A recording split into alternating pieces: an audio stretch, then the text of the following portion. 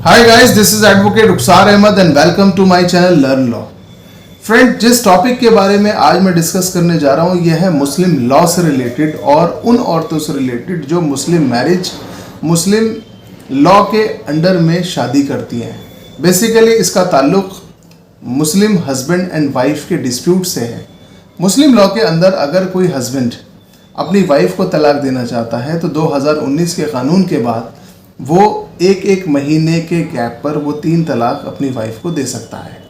दूसरी तरफ अगर कोई वाइफ अपने हस्बैंड से तलाक लेना चाहती है तो यहाँ पर एक बहुत बड़ी कन्फ्यूजन लोगों के माइंड में क्रिएट होती है कि अगर उसे तलाक चाहिए और वो हस्बैंड से रिक्वेस्ट कर रही है या उसको कह रही है कि भाई मुझे तलाक देकर मुझे फ्री करिए, तो ऐसी सिचुएशन के अंदर अगर हस्बैंड उसे तलाक प्रोनाउंस नहीं कर रहा है तो उसके पास क्या रेमेडी है। मुस्लिम लॉ में एक ऑप्शन है खुला। हस्बैंड तलाक देता है और लड़की तलाक लेती है, यानी कि खुला लेती है।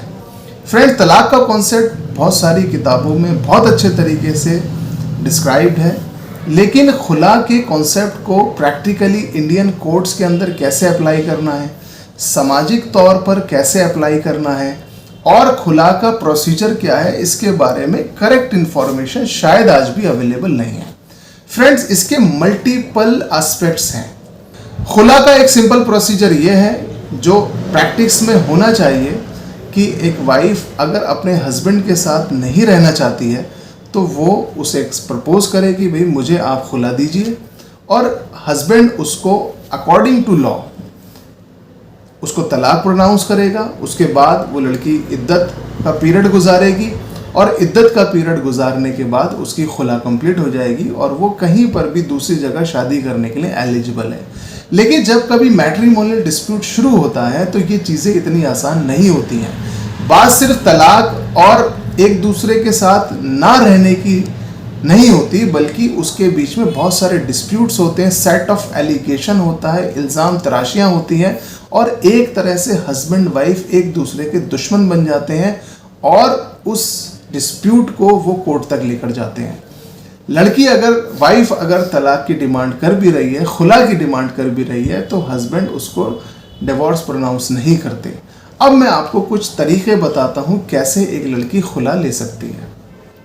फ्रेंड्स, सबसे पहला तरीका यह है कि वो कोर्ट के अंदर डिवोर्स की पिटीशन फाइल करे और उसमें तमाम वो ग्राउंड्स मेंशन करे जिन ग्राउंड्स के ऊपर वो खुला लेना चाहती है, जिसको मैं बार बार डिवोर्स भी बोल रहा हूँ, लेकिन इसका मतलब लड़की की तरफ से खुला ही है।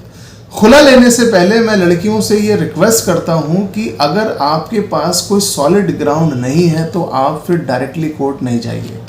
अगर आपके साथ आपका हस्बैंड बदतमीज़ी करता है, गाली गलौज करता है, मार पिटाई करता है या किसी भी तरह का कोई इकोनॉमिक वायलेंस है, कोई फाइनेंशियल वायलेंस है, कोई आपके साथ कोई सेक्सुअल ऑफेंस वो कमिट कर रहा है, तो उसको कैसे भी आप डॉक्यूमेंट में रिकॉर्ड करिए। अगर किसी ने आपको व्हाट्सएप पर गाली दी है, फ़ोन पर गाली दी है, तो उसको रिकॉर्ड करिए।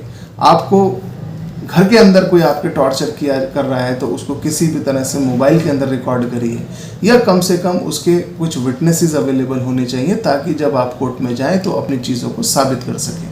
फ्रेंड, जब आपके पास सबूत होंगे तो आप कोर्ट के अंदर मुस्लिम लॉ के अंडर में आप suit for declaration of divorce file कर सकते हैं, और जो ग्राउंड्स आपके पास हैं जिनके ऊपर आप खुला लेना चाहते हैं, आप वहाँ जाके खुला के लिए जज साहब से रिक्वेस्ट कर सकते हैं। फ्रेंड, एक तो तरीका है कि आपने कोर्ट के अंदर पिटीशन लगाई, जिसके अंदर एक लंबा वक्त लगता है, कभी कभी 1 साल, 2 साल, 3 साल, 4 साल लग जाते हैं। और मैंने ये देखा है कि कोर्ट में आने से पहले लोग इसी बात से सबसे ज़्यादा डरे होते हैं कि अगर हमने एक बार केस फाइल कर दिया तो हमारी ज़िंदगी का कितना वक्त कोर्ट के अंदर बीत जाएगा, इसका हमें भी अंदाज़ा नहीं है।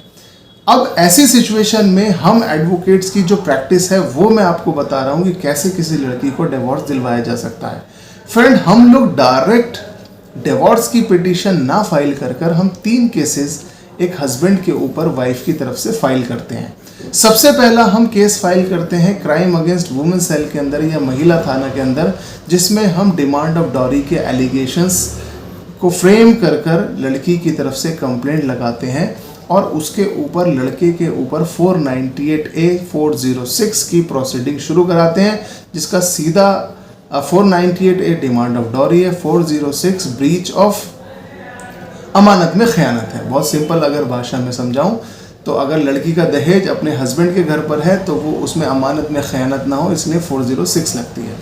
फ्रेंड, इन FIRs के अंदर क्योंकि नॉन बेलेबल सेक्शंस हैं, लड़के वालों के ऊपर एक प्रेशर आता है कि उन्हें अपनी ज़मानतें करानी होती हैं, कोर्ट में जाना पड़ता है, कचहरी में जाना पड़ता है। इसके अलावा जो केस हम फाइल करते हैं वो है डोमेस्टिक वायलेंस और क्रिमिनल प्रोसीजर कोड के 125 का जो है मेंटेनेंस का केस। फ्रेंड, जब ये 3 केसेस फाइल होते हैं कोर्ट के अंदर तो उसके बाद जो हस्बैंड साइड है उसके ऊपर मल्टीपल लिटिगेशंस का प्रेशर पड़ता है। कोर्ट में आना जाना, वकील को एंगेज करना, पुलिस के साथ मिलना जुलना। जाहिर सी बात है जब पुलिस के पास जाया जाता है तो ज़्यादा पैसा खर्च होता है। सभी लोग जानते हैं कि हिंदुस्तान के अंदर कहीं ना कहीं आपको पैसे दे के भी काम कराने पड़ते हैं।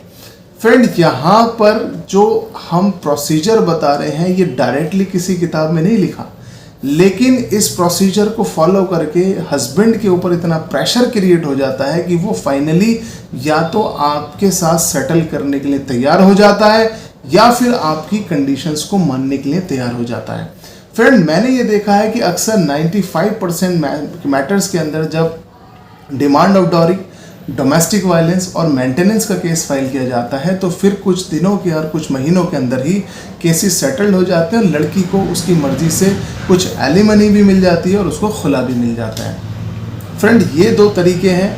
इसके अलावा तीसरा तरीका उन लड़कियों के लिए है जो अभी शादी करने जा रही हैं। कोई भी शादी इस पर्पज से नहीं होती है कि उसे आगे चल के डिवोर्स लेना है, लेकिन शादीशुदा लोग ही एक दूसरे से डिवोर्स लेते हैं। इसलिए जब भी कभी शादी होती है उस वक्त लड़की अपने हस्बैंड के सामने ये प्रपोजल रख सकती है या निकाह नामे में ये क्लॉज लगा सकती है कि जब भी लड़की डिमांड करेगी हस्बैंड उसको खुला देगा, उसको डिवोर्स प्रोनाउंस करेगा।